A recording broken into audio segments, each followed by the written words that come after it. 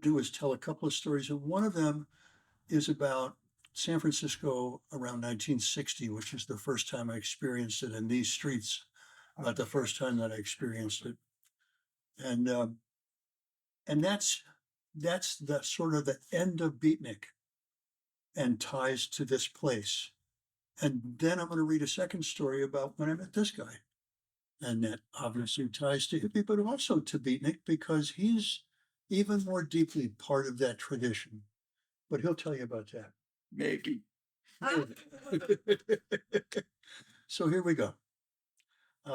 This is a story called San Francisco in the 60s, Jack Kerouac and me. Billy and I left Los Angeles together, winding our way up the coast, but the long days in the car had left him with little appetite for more.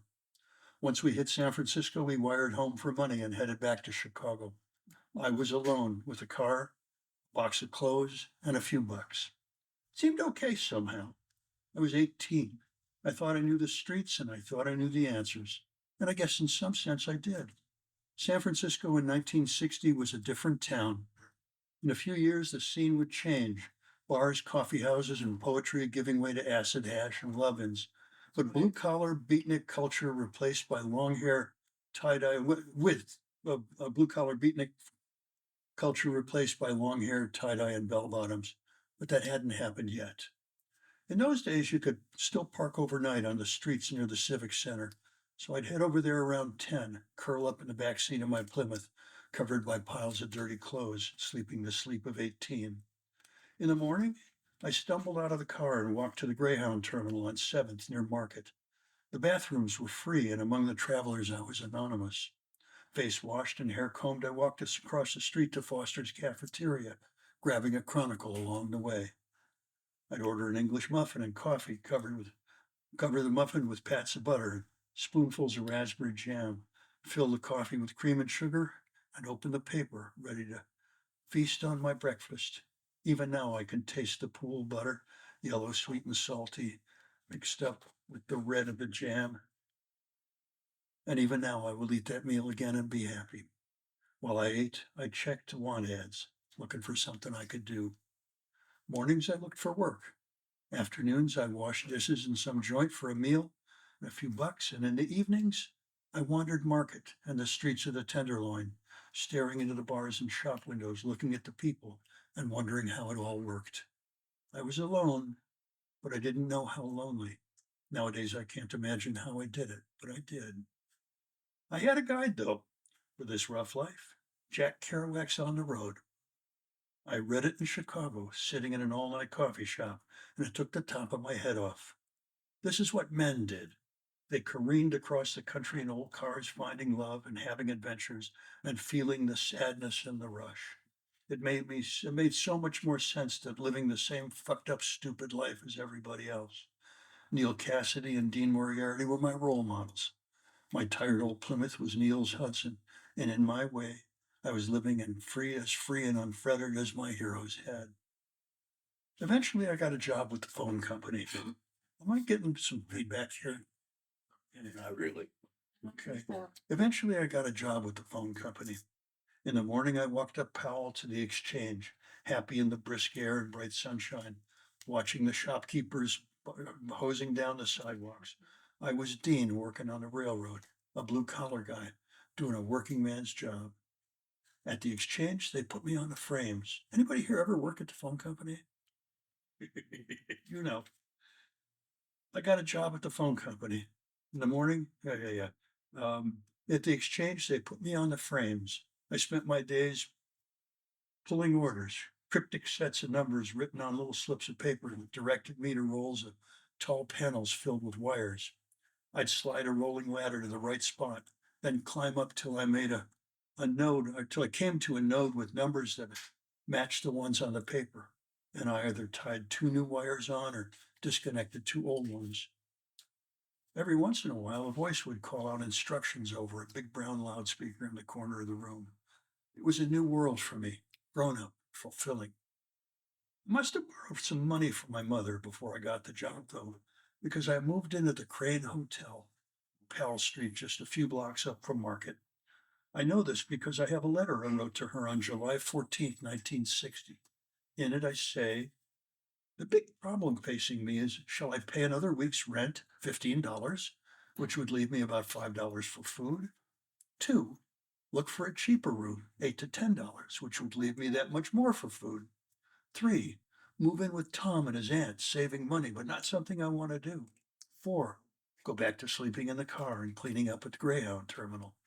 An altogether unsatisfactory process. Or five, come back to Chicago no better off than when I left. This one really doesn't appeal to me at all, since I almost have a job. And it's so nice here. Once I was working, I moved into the penthouse at the Crane, a large top floor room with old furniture painted spray can gold. I started eating regularly. But my wife tells me at the beginning of every good story, someone makes a bad choice. And I guess I wanted to be in a good story. Larry Brody and Bill Day, guys from my corner in Chicago, guys I had some history with, showed up. They had been making their way west from Chicago, breaking into laundromat coin changers, stealing credit cards from unlocked cars, leaving a trail of larceny in their wake. After a week in San Francisco, Bill had had enough and hit the road back to Chicago. That left Larry and me, and then Larry needed a partner. He convinced me that life in LA could be even better than life in San Francisco. So I quit my job and we hit the road, headed to LA and trouble. And I get into trouble. Thank you. Thank you. And I go on to get in trouble. I go on to get arrested in LA, and they're just their stories go on and on and on. So I want to switch from there and tell another story from about 10 years later. Okay, or we could go back and forth, whatever suits you. This is the only other one I got. Okay, oh my goodness, I got a lot. So, or do you want to do something about, you know what, maybe it's a lovely idea. You want to, Well, I was going to think, here in my face is the United States of Chicago, Thanksgiving 1969.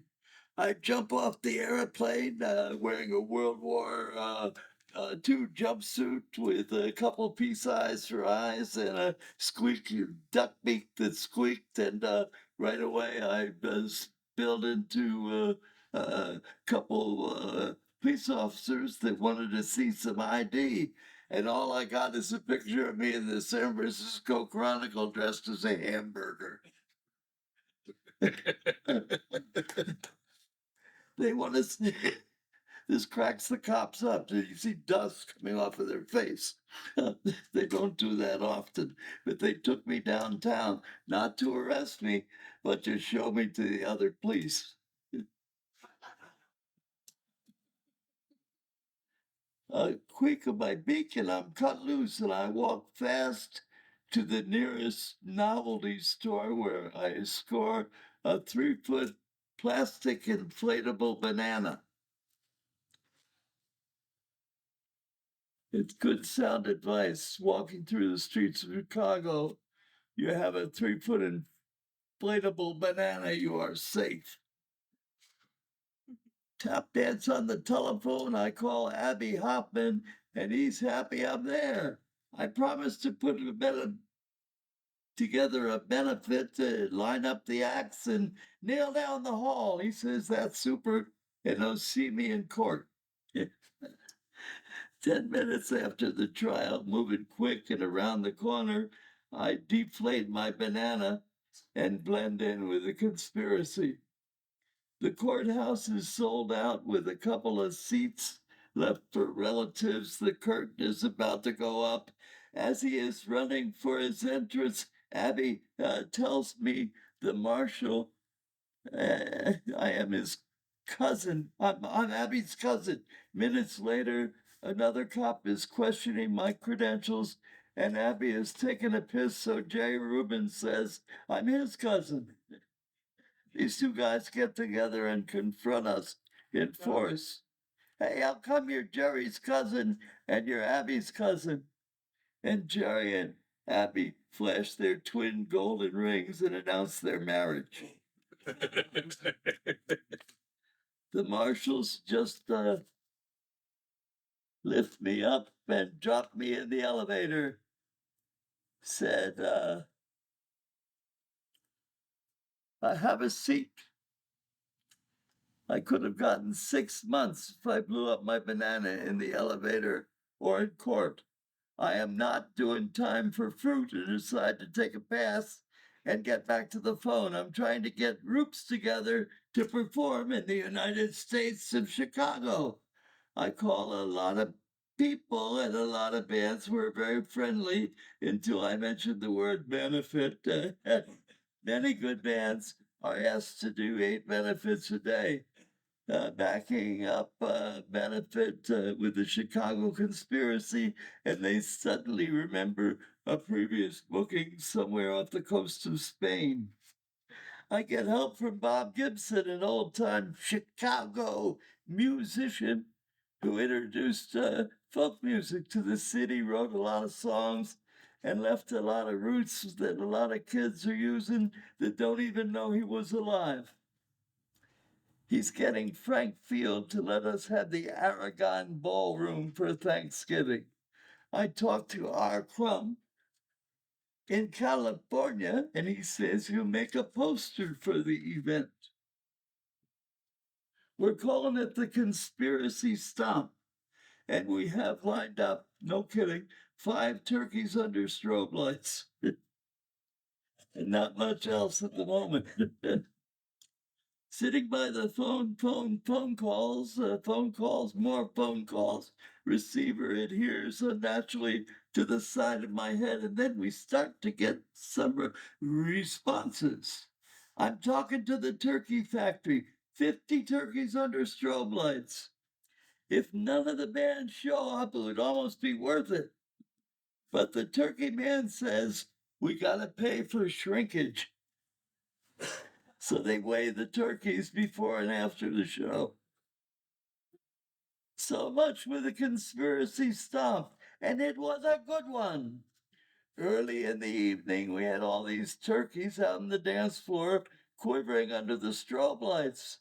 With the first chord of electric music, the turkeys went cuckoo and started flipping and flapping, and somebody stepped on a turkey and took off his toe. We devised a method where people would become responsible for their particular turkey. I sent Peter Rabbit Wong across the street to get string, and everybody made little leashes and became turkey tenders. And that kept the turkeys calm, no kidding. It was a lot more humane. Abby Hoffman comes in a little late to the party and wants to cut all the turkeys loose. Why are these turkeys in jail?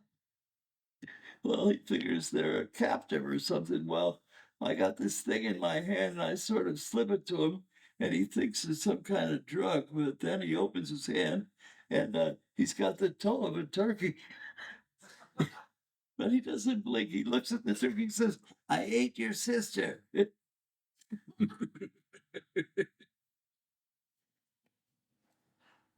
We walk backstage. Yeah, okay, there we go.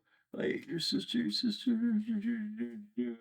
and walks out of the dance floor with a turkey tied to a string. Abby Hoffman, turkey tender. It was Jerry Rubin's birthday, and he got another pie in the face.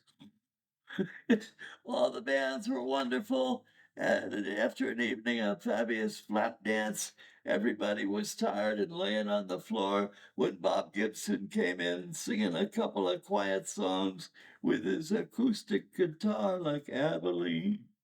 My Abilene. That's all I can remember about the conspiracy stomp, except we made about $4,000 and I spent 2 months in the United States of Chicago.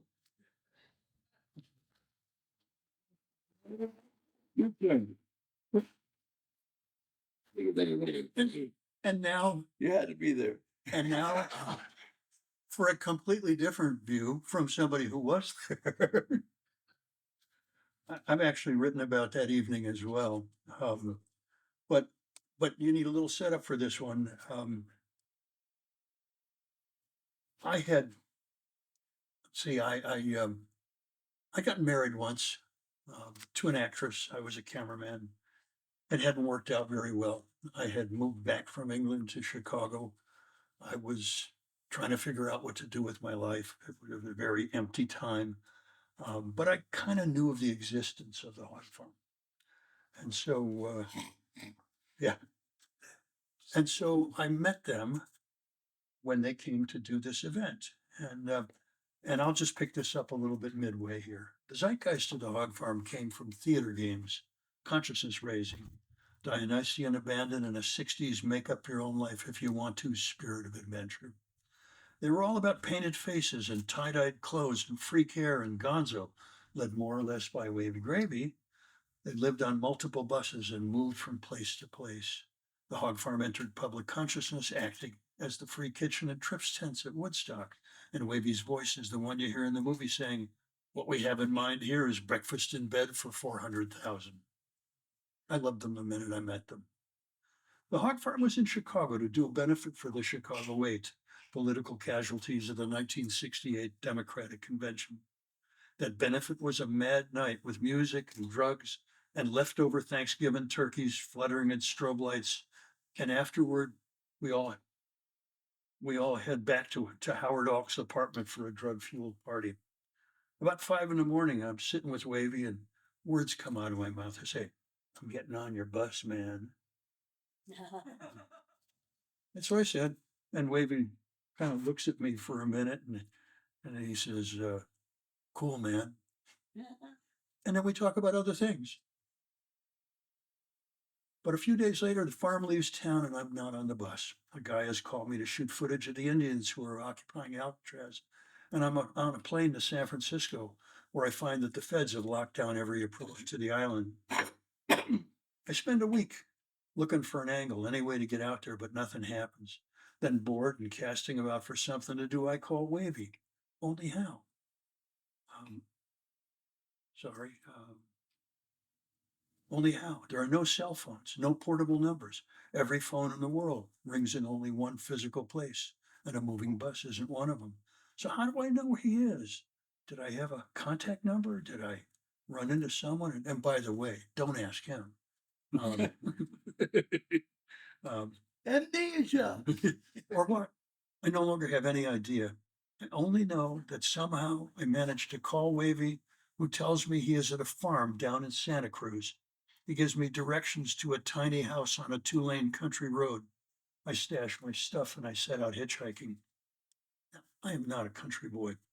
When my last ride drops me off around 11 at night, I'm in the middle of nowhere. It's pitch fucking dark, and I am scared. I have no idea where I'm going. I start walking up the road and dogs start barking. They sound like big dogs, mean country dogs that love a chase. I peer into the blackness looking for a stick or a rock, but I can't see shit. Cursing and afraid, I walk down the road for an endless half hour, and eventually faint outlines of things begin to appear. And finally, up ahead, I see the dim shape of a house. There's no lights on, and I have no way of knowing if this is the right place, but I'm lost. It's the middle of the night, and I have to do something. I walk up and knock on the door. No answer. After a minute, I screw up my courage, really bang on it, and this time I hear someone stirring. "Who's there?" "My name's Andy. I'm looking for a guy named Wavy, and he's staying at a farm on this road. Any idea where it is?" Slowly, miraculously, the door opens, and the guy looks me over. He grunts, "Everybody's asleep," and he shows me to a couch and disappears. Curled up, lying there in the dark, I stare into the night, and I dream until I sleep. When I wake, it's daylight. People I don't know are sitting and talking at a kitchen table in the next room. It's bright and sunny. When I sit up, I see big windows looking out onto fields of brilliant flowers, technicolor flowers everywhere, stretching for as far as the eye can see. Feeling very unreal, I say good morning and I ask for Wavy. Someone points me toward a path that leads to a bluff, and off I walk through flower fields in the morning sunshine like Dorothy among the poppies, until at last I come to Wavy, sitting in a lotus position, meditating on the bright Pacific waves. The day is like a little movie in my mind now, each cut propelling the story forward, each angle carefully chosen. It leaves me feeling good every time I watch it. We talk. Do you remember any of this? No. I didn't think so. I could completely change the story at this point. We talked, and at some point I say again, I want to get on the bus. Wavy tells me he's dreaming of a new bus, one that won't be painted on the outside, but instead will be camouflaged by its original factory and anonymity so it can slip through the world without notice. It would be a bus that carried a hand-picked crew, one that could get to anywhere in America in just a few days for whatever the next important mission might be. Amazing. An important mission and a new identity. Just what Andy wanted. I headed back to Chicago, gathered up my tools and cameras, and set out for LA to meet my new family, ready for whatever came next.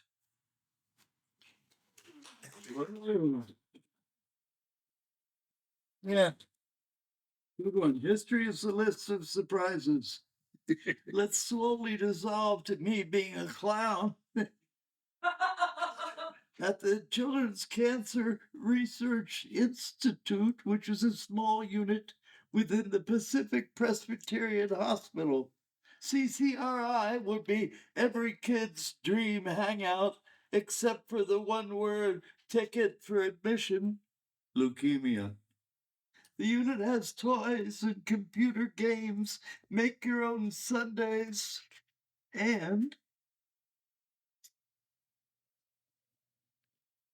oops. Oh. Extremely dedicated staff, which sometimes includes me as a volunteer clown. That's me now, putting clown white makeup on little Billy. I often use makeup as a connection to children of all ages. I let them watch me put on my makeup, and it helps to demystify the clown vibe, and which is sometimes scary. Billy was about 11 and needed no demystification. The kid was ready for anything. And so was his little sister, who said, "Wavy gravy, wavy gravy. We could show the movie on Billy's head." There was no way I could turn down such a bizarre and heartfelt request. We had Godzilla queued up. "Okay, Billy, you got it, but promise to tell me if your necks get sore and we'll shoot the movie back on the wall." I figured the kid wouldn't make it through the credits. So there we all were, sitting around eating popcorn and watching Godzilla on Billy's head. Billy is positively glowing with delight, and I must confess my mind has already entered the train wreck zone. And just when I thought things couldn't possibly get any weirder, in walked a team of visiting Japanese doctors to steady our unit. Inspecting the scene, plop, plop, plop. That's the sound of their brains hitting the linoleum. To join mine in the pudding and the sandstone swept vistas that lay at the light at the end of the tunnel of fun.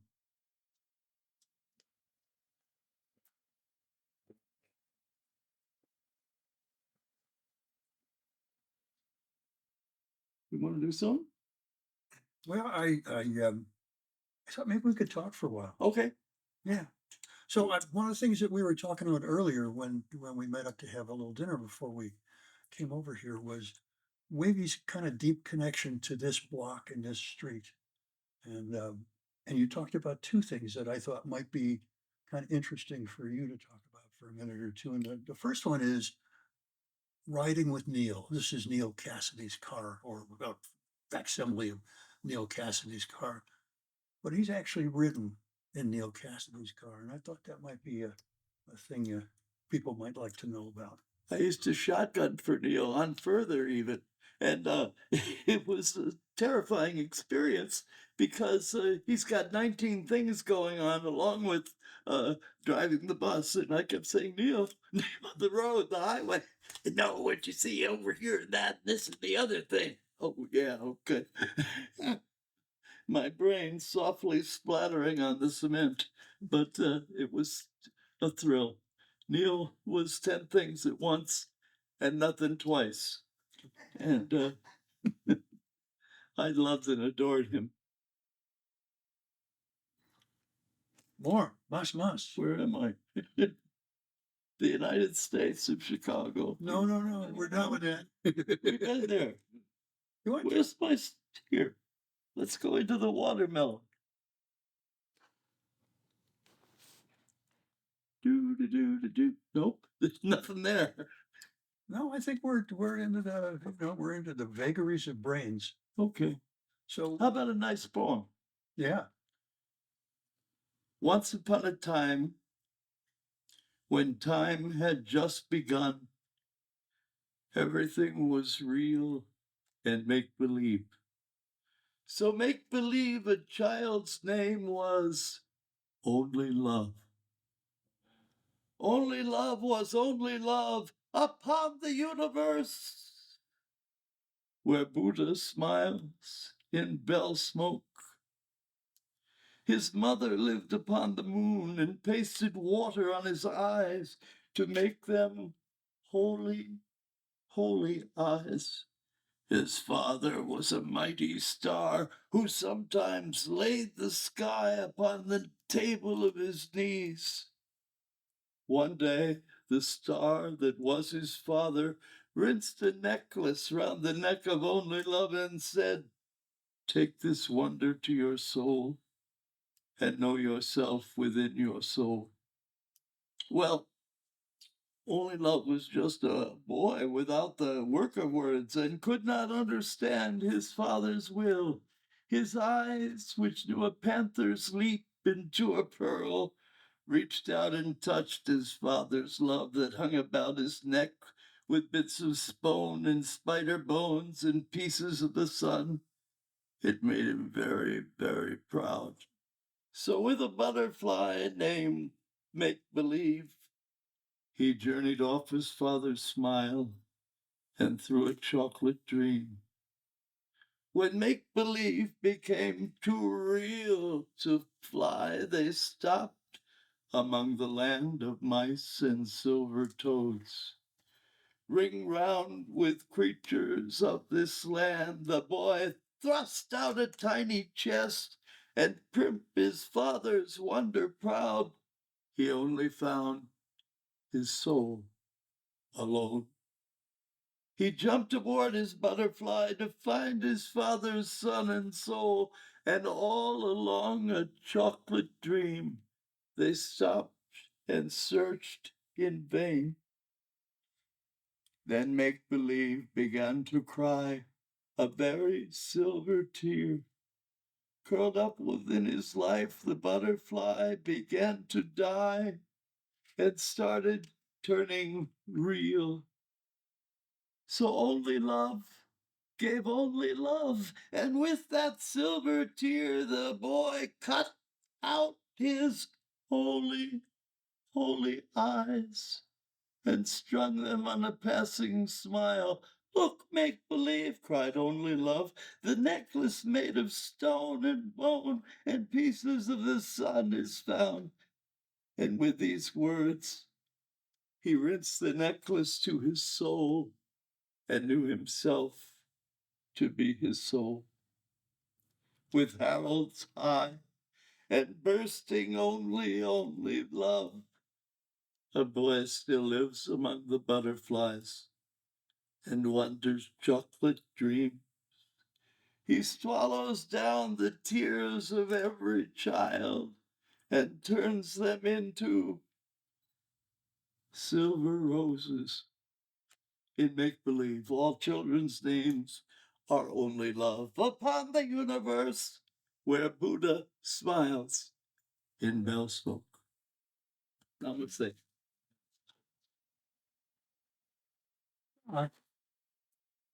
Can I have that copy of the book I gave you? You can have the very books that you gave. I'm going to read one more story. While you're deciding what you're reading, I'll read the final poem of my first book.